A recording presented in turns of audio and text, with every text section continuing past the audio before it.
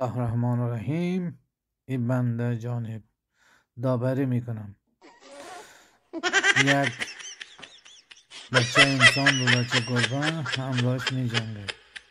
بچه گربه حالا شروع کرد از پای بچه انسان پیچک میده. او نمیتونه تمام کنه. بالا از سرشون با شروع کرد. بچه گربه آیا پیشک خیلی از زرنگ نیست. روش کن از پاش میگیره. بچه را اذیت میکنه. آیا این بچه دیگه تحمل داره؟ نه نشد.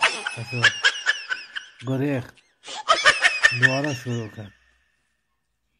حمله از پا. خدا قوت خداوند. نه این کنه چیزی پیشک ولی کدومی نیست. تا آخر میزنه. شاید سلامت